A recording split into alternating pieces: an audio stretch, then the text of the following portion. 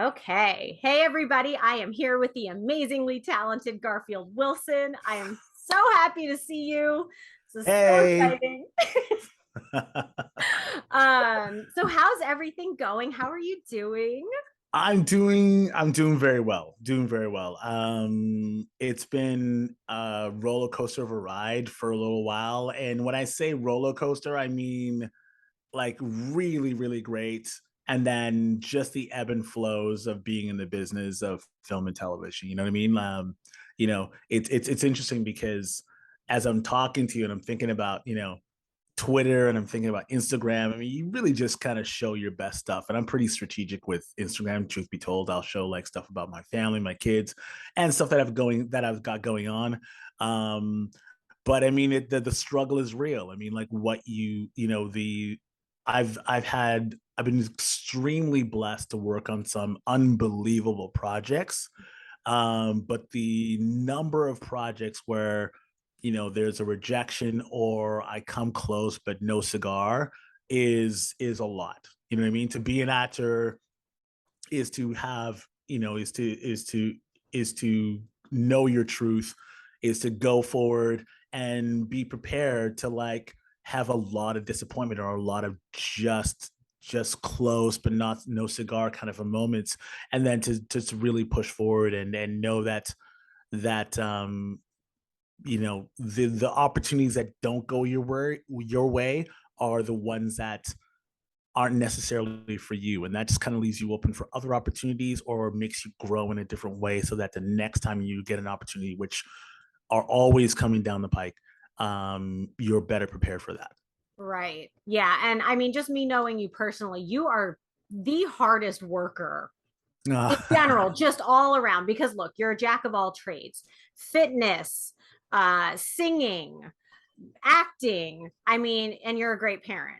I mean, Thank which you. you do show it, but I mean, and it's funny because I go on Hulu and all of these other things, even Netflix, and I see you on these shows, and I'm like, why are you only on an episode here or there? And why are you getting shot? And why is this? I need more of you. And every time I tell everybody, I'm like, oh my God, I know him. And it's always so great, but it's one of those things where when you see someone so talented, you want more. And I really do. I personally, and I know there's others out there, I want to see more. So I hope that, especially with the things that you've been doing recently, that you just get more opportunity, because I really feel like you can give so much more to this world. And especially just bringing more diversity into just acting in general. I think that that would just be so great. And I'm not just saying that to kiss your butt, because I truly mean it. You are an extremely talented person, and I really feel like the world needs to see more of you. So, Wow. You know what? That's a massive, massive compliment. And I so appreciate you saying those kind words. I really appreciate that, honestly. I mean, like, we've known each other for a very, very long time. Like, the top of this hour, we're talking about being friends since 2015. And, oh, we've kept in touch online and, we've spoken. I can't even remember the last time we spoke, but to that end, I mean, that's the goal. I mean, last year was probably my best year yet. I did 4 months on Disney's big budget live action Peter Pan and Wendy, where I landed a wonderful supporting role as one of Captain Hook's pirates, named Gurley. Cannot wait for that to come out. I think that's going to come out this Christmas, but Disney hasn't officially said anything, but I'm hoping that it will. oh, I hope Um, so. and then right after that, like I hadn't even shot my last scene on Peter Pan and Wendy. I had signed a 5-year deal with Netflix for the Ivy and Bean movie series, which has been so gratifying for me. We did 3 movies, which is 3 books. There's 12 books in the Ivy and Bean novel series, which is a bestseller. And what they had planned to do was do each book as a 1 hour family movie. And we did 3 last year. I thought we are going to do 3 this year, but they wanted to wait until it came out, which it just came out last Friday, September 2nd. And so I'm hoping that everybody loves it and then we get to go back and do it again. And then, yeah, and I've done some other guest starring roles here and there that are coming out. I'm excited about Percy Jackson. I did a one little teaser episode for the first season that's coming out on Disney Plus, and Nice. then hopefully season two they'll bring me back and we'll get to do it all over again. But that series is going to be absolutely epic, and that was a lot of fun to do. That's the first time I've ever worked with some heavy prosthetics. So I won't say what I was doing, but it'll be fun to watch. No, no spoilers because I If want you can recognize me. that's the thing. I want to see if I can recognize you when it actually comes out, which is exciting because I love the Percy Jackson books. Like they were really well written and they're a lot of fun because you get the mythology and Yeah. oh, I love that stuff so much. But yeah, I'm glad you brought up Ivy and Bean because you know we saw some of the pictures from the premiere and stuff like that. I was like, Yeah. oh, that's so amazing. You know, Such a fantastic. ear to ear, and I was like, oh, this is so great. I'm so excited to see this. And I actually can't wait to watch it because you know it seems just like a fun series. And actually I'm like, I got to check out the books because I didn't realize that it was that big like of a series. Yeah. So Yeah, it's you know, once I booked the series, I was telling my kids about it, and my oldest daughter True was like, "Oh my gosh, I used to check out that book when I was like 8 years old." I'm like, "Whoa, okay." And I didn't realize how popular it was. And you know, the one thing that is really prevalent when you're doing a project or any project is you never know how it's going to land, how they're going to edit it, all the post-production stuff with the music and the pacing of it. All you can do is feel good in what you're doing and get the performances that you want to connect with the director and your castmates. And going from the production of Peter Pan and Wendy, which is the biggest project I've ever been involved in.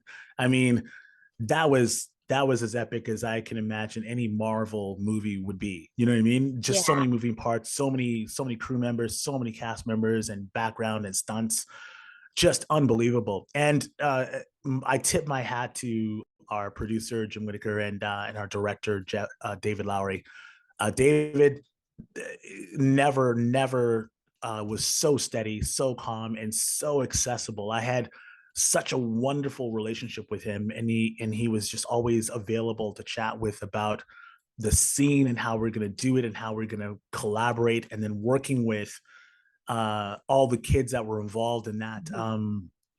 Uh, Ever Anderson, Mila Jovovich's daughter, she's Joshua, who adorable. plays John. Oh my God, she's and super pro, Oh so yeah. pro. Well, I mean, Like, look at who her mom is. I mean, come oh on. my God, yeah, she comes from good lineage, and she's got the Yeah. genetics for it. She's so good at what she does, and all the kids that were, you know, the kids that played her younger siblings, Joshua and Jacoby, were just brilliant. All the kids that played the Lost Kids, there were like I think 10 of them. They were just unbelievable. And then let's just talk about the fact that I got to work closely with Jude Law and Jim Gaffigan. You know, you have an idea of what you know you hope it's going to be like to work with actors of that caliber, and you know, just growing up and watching them do their thing. And Jude's got such a filmography. He is he is one of the nicest individuals I've ever worked with, and such a pro as well, and so collaborative. That's the thing that creates a magic. And you, when you work with someone like that, and you see them do their process, there is no air of arrogance or entitlement or I'm an A-list. He is really passionate about the work and about the character and about the story that we're trying to tell. So him and David and anybody that's involved in the scene, whether it's be me or the stunts or whatever, when we're like blocking the scene, he's actually collaborating to make the scene better. So you're seeing his process happen in real time. He doesn't close off the set. Everything's happening around him. And it's just like, wow. And he's such a nice individual. He's so funny. And and Jim Gaffigan's just brilliantly funny. Like, Mhm. he's just crazy. Just keeping a straight face in between takes is just really difficult to do. And then going from that to going to Ivy and Bean, with Alyssa Down being our director and commander in chief, and then Anne Brogan being the producer. Those two were like the dynamic duo. And because of the vibe of the show and having Madison and Kesley being Ivy and Bean, Mhm. two brilliant child actors who were just almost brand new to film and television, but came in with such flushed out characters, and the energy and the vibration of that set, just such collaboration. And then my co-stars, I mean, like Lydia Jewett, who plays Nancy, Marcy T. House, who plays my wife Charlotte, and then JC, who plays Cat, Caitlin. I can't. I'm trying to get all the names right for the characters. I've known JC for such a long time. We did scene study class together. She's brilliant, and I'm so happy for her to do this with me, because it just creates that chemistry on camera. And yeah, it was just such a wonderful set to be in. And the one thing that I love about Ivy and Bean, watching it, because I remember an actor was talking about going to a premiere, the red carpet premiere, and then after doing the premiere, he would go out and buy tickets and go see it with like just regular audience, just to Mhm. get the vibe, because everybody's just so jacked up and energized and enthusiastic about the premiere, and they really want it to be good. So it's really difficult sometimes to get a sense of really how this show is landing when you watch it in the theater at the premiere, because everybody just wants to love it so much, and everybody does love it so much because they're so connected to the project. Right. Well, Mary and I, my fiance, this past Friday when it first released, we got all my three kids together. Her son came in, and her son is 11. My oldest is 19, then my son's 17, and my daughter's 14. And we just made burgers and watched it. We just kind of like, I was just nervous watching it with them. Mhm. And they loved it. It felt different watching it with them. Not any better, but just different watching with them, because they didn't have any vested interest in it. Right. And my kids and Felix are super honest. If they don't like nothing, they will tell you they don't like it. They'll just kind of go, yeah, I don't know. But they were like totally into it.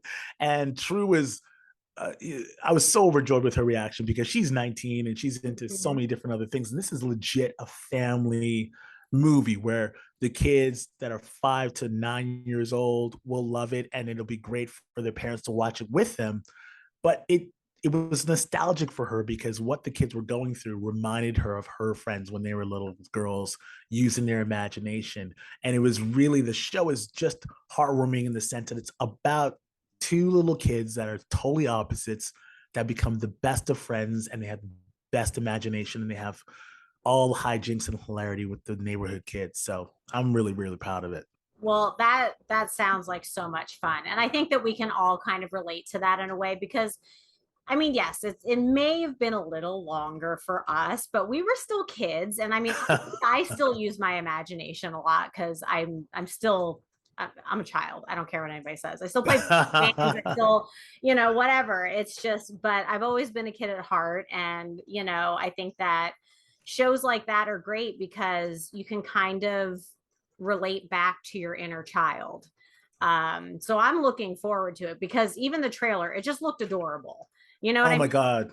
So I don't have kids, but I'm like, but you can still relate to anything because there are still adults in it. You kind of see how the parents or friends relate to the Yeah. kids and all of that stuff. So I mean, it's definitely for all ages.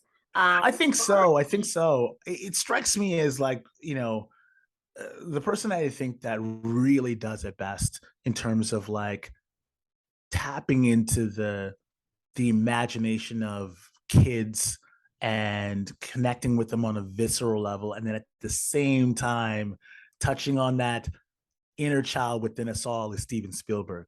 Do you know mhm. what I'm saying? Oh yeah. And this Ivy and Bean series speaks to that to me, because when I watched it with our kids, it just felt so heartwarming, Mhm. and there was no like big bad evil thing. And like the worst name that's being called by anybody is being calling her older sister a boogerhead, whereas it's all. And the parents, like us as parents, we're really encouraging our kids to use their imaginations. I love the fact that it's timeless. There's no technology or cell phones or computers involved. It's just in the backyard. You got dirt, you have your costumes, you got your tree houses, and you got the neighborhood kids on their bicycles and Yeah. skateboards.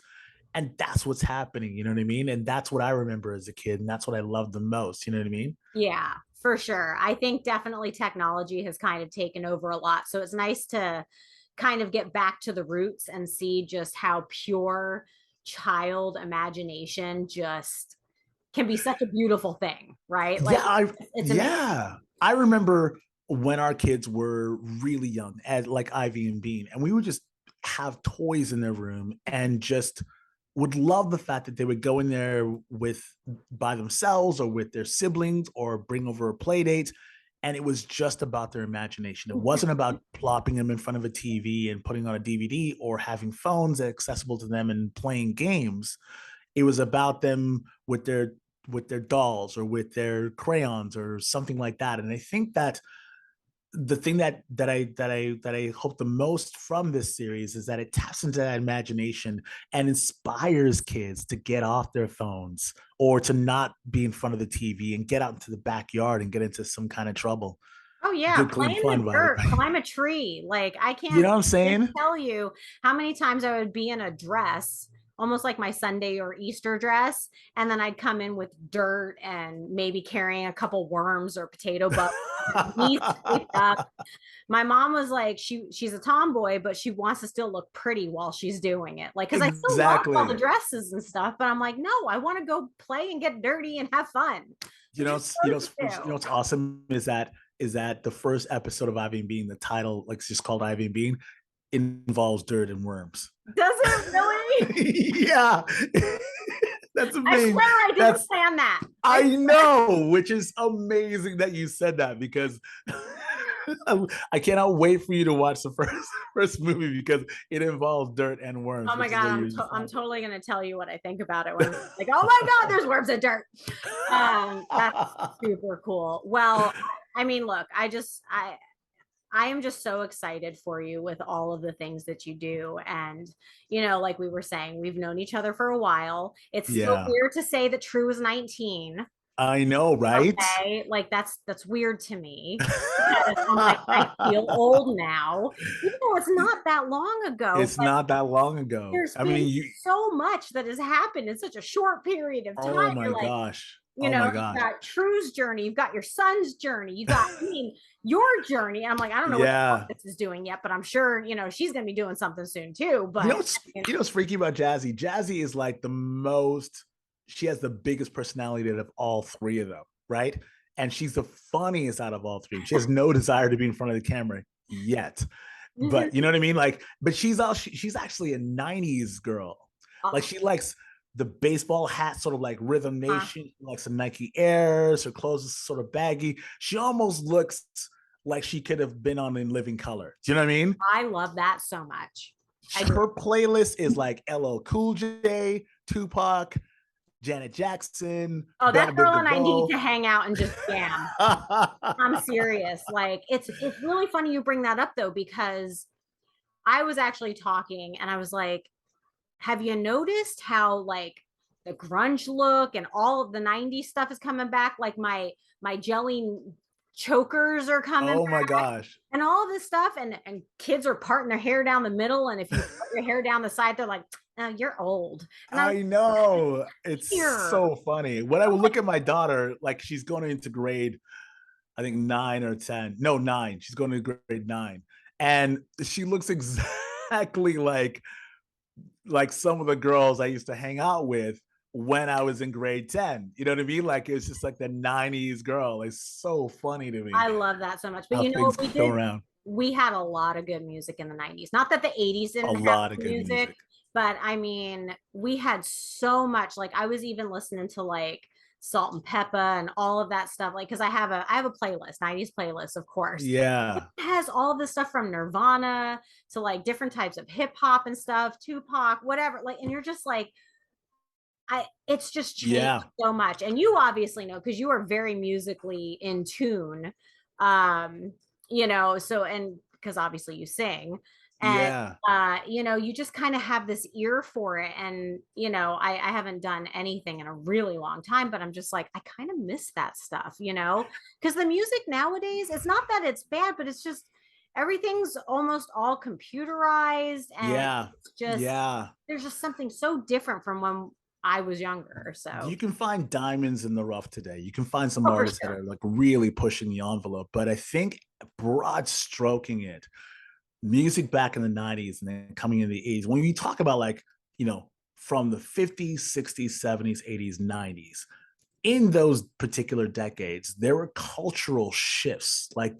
There was like seismic shifts, so that music not only was it popular, but it meant different fashion. It made a different way of talking. It made a different way of occupying space. Like Mhm. from grunge, that was actually a cultural movement. Mhm. The 90s hip hop, like Bell Biv DeVoe, Bobby Oh, Brown, all that stuff was like the way they dressed, the way they had their hair, and like it created a different dynamic completely in high school. You know what I mean? yeah. Whereas now, I mean, there are like definitive fashion statements in high school that I see, like when I watch my kids, but it almost seems to be like a retro to when I grew up. You know what I mean? Exactly. Whereas those decades were indicative of those decades. You know what I mean? Oh, for Now we're sure. looking at throwbacks, Hmm. and when I think of like an artist like The Weeknd with the Hmm. synthesizers and the way his tone of voice is reminiscent of Michael Jackson, mixed Oh, in with like Aha and those types of bands. It's and kids today are like, man, this is brand new. It's awesome. I look, mean, let me take you back, you okay? know what I'm saying? Let's just rewind real quick. nothing nothing dismissing The Weeknd because he's a dope artist, but Oh like yeah, for sure. his sound is like, man, that takes me back to like high school. You know what I'm saying? Oh yeah. No, for sure. I Yeah. mean, it's just like the last song that Bruno Mars came out with, and now of course I can't think of it. It makes me laugh so hard Oh, is because that Skate with what do they call Silk Sonic? That I that think group? Yeah, I Silk think Sonic. that's They what it had the was. It's the one where how does it go? She got me paying a rent. oh yeah. And that song cracks me up, but it almost gives me like Earth, Wind, and Fire vibes. And of course, this is Yeah, higher. And I'm like, and don't get me wrong, because I love Earth, Wind, and Fire. I love old R&B. totally, I love that, things are getting a refresh basically. totally, totally. But when you hear all these kids go, oh, that's new stuff. Yeah, I'm digging this. I'm like, oh my God, like I was listening to that stuff with my grandmother. Like, this is Yeah, they're doing it so well. The Weeknd, Silk yeah, Sonic with Anderson .Paak and Bruno Mars. Like that album, I played that album to death. Like yeah. my kids got sick of that album when they drive in the car with me because, Hmm. and even the way they dressed, even their Yep. videos, it's all Hmm. throwback. Instrumentation, it's lacking computers because they're playing it live off the floor. I mean, Anderson Right. .Paak is like one of the best drummers out there. He's nothing but feel. And then Bruno Mars, he grew up in Vegas playing with his mom and Oh dad. He was yeah. like the youngest Elvis Presley Hmm. impersonator ever. And he's like, I've seen him in concert one time. He's crazy live. So you put those two together and you do that throwback vibe, it is nothing but gold. You know what I Oh mean? But yeah, it's again, pure magic. it's pure magic, but it is a throwback. You know what I'm Yeah. saying? Yeah. And Yeah. that's what cracks me up because I mean, again, we all know that there are throwbacks and I mean, all of us have done it, in Yeah. our, like, not me personally, but meaning like music, they all kind of grab from the greats, right? Totally. And you're like, Totally. oh my God, I love this sound. I kind of want to, dig into that deeper. And then they put their own spin on it. And that's super cool. I have no problems. Yeah. But yeah, I mean, have you been doing anything new with music?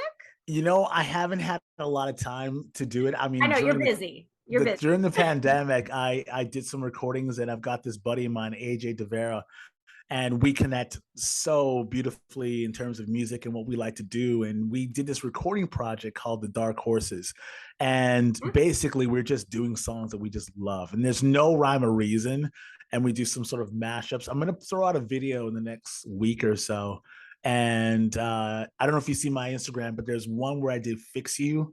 Yes, of course. That's Yeah, one of my favorites. yeah. Okay. And I did actually a real music video for Purple Rain. So Yes. that's a project where we would go in the recording studio and we do these songs that we loved and we just kind of like do them for fun. And as far as doing music is concerned, that's been the most fulfilling thing that I've done because I'm really happy with the way those things turned out. I would love to, you know what I'd really love to do? I would love to do a project like a movie or something like that or a series and be able to sing the soundtrack, to sing some of the Oh, songs. I would that would be so love much fun. I would love to do that. On Peter Pan and Wendy, I got to sing a little bit, and because the pirates have shanties and things like that, I Yeah. won't do any spoilers, but like, man, that was just like one of the that was a lot of fun. Like that production is all over the place, and it is such a tribute to the animated movie that they did in 1953, which is one of the reasons why I'm excited to see if it comes out at Christmas, because 2023 would be the 70th anniversary for Peter Pan for Disney. Oh my gosh. That You know would what I'm be saying? really cool if they, yeah. I mean, Yeah. maybe we need to start a petition and say, like, hey, you're gonna get this out during Christmas. You know what I mean? That's And not only that, I would love for it to go into the theaters, because if it comes out at Christmas, what you want to do at Christmas is take your family to the movies. That's one of the things you do, right? And oh yeah. all remember, that's growing up, like these big movies would come out at Christmas time, whether it be Star Wars or whatever. They would come out at Christmas and you just go to the movies during the holidays. I would love for it, because it's such an iconic character, for it to be in the theaters rather than Disney Plus. You know what I'm saying? Oh, for sure. For sure. 100%. I Such a mean, big movie. and I think at the end of the day, just having kind of a new twist on an old gem.